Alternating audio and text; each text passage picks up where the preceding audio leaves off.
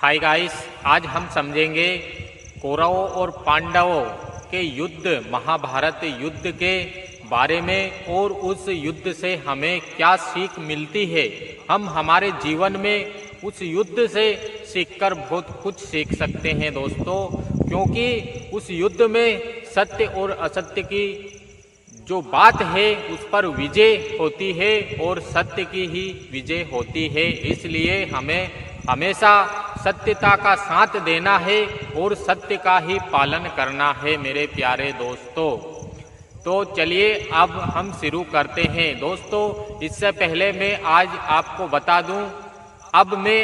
बता दूं कि मेरा नाम रुस्तम भिलाला है और मैं आपके लिए डेली मोटिवेशन वीडियो लेकर आता हूं।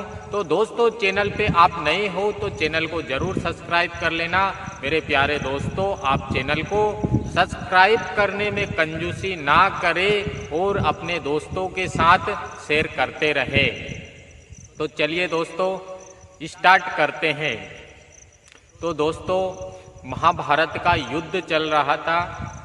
उस समय की बात है जब कर्ण और अर्जुन के बीच में ये युद्ध चल रहा था, कौरवों और पांडवों के बीच में। तो कौरवों और पांडवों के बीच में इस युद्ध के दौरान पांडवों ने कौरवों की जो संख्या उनके महारथियों को मार गिराया, काफी लोगों को उन्होंने मार गिराया था। और जब उन लोगों को मार गिराया था तब अर्जुन और कर्ण के बीच में युद्ध छिड़ा। तब दोनों आमने सामने होकर उन्होंने युद्ध की लड़ाई शुरू की। तो लड़ाई करते समय अर्जुन और कर्ण के बीच में युद्ध चल रहा था। उस समय कर्ण के जो रथ का पहिया था, वो रथ का पहिया जमीन में धंस गया, नीचे जमीन में बैठ गया था। तो कर्ण उस रथ पे से उतरकर और उस पहिए को हेड़ने की कोशिश करता है और उधर अर्जुन अपना बाण चढ़ाए हुए ताने हुए खड़ा था।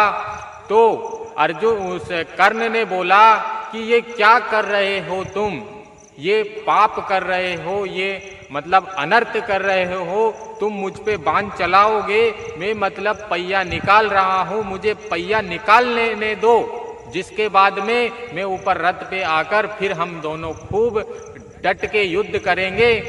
तो श्री कृष्ण ने कहा अर्जुन से कि अर्जुन, और उनसे कर्ण से भी कहा, कर्ण ने भी सुना।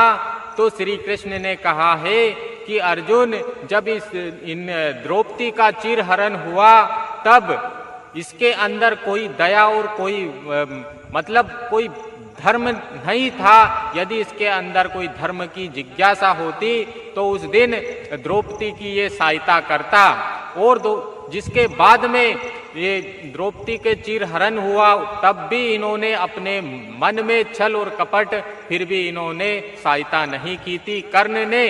तब इसे धर्म की याद नहीं आई, तब इसे अच्छा भला बुरा समझ नहीं आया कि ये गलत है तो मैं इसकी मदद कर सकता हूँ, तो क्यों नहीं की। और 16 साल के अभिमन्यु, तब उन्होंने अभिमन्यु को लोगों से मरवा दिया, मतलब उनको गूंड कर और 15-20 लोगों से मरवा दिया।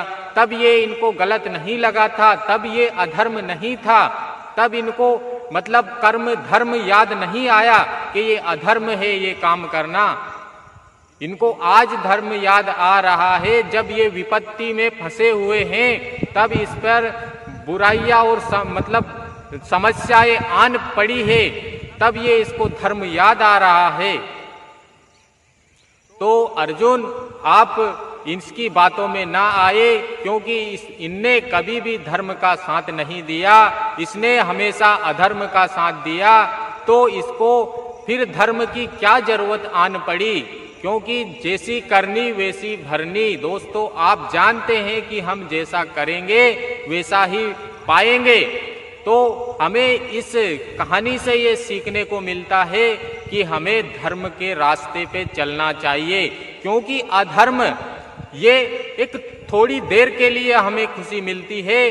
क्योंकि दोस्तों, हम जब धर्म का पालन करते हैं तो हमें बहुत अच्छा लगता है, और अधर्म का जब हम अधर्म के रास्ते पे चलते हैं तो हमें बहुत कुछ हासिल हो भी जाता है, बट वो हमारे कुछ पल के लिए खुशी होती है, कुछ समय के लिए खुशी होती है, बट उस खुशी को हम मतलब हमेशा के लिए नहीं रख सकते हैं, क्योंकि ये कुछ पलों की मेहमान होती है।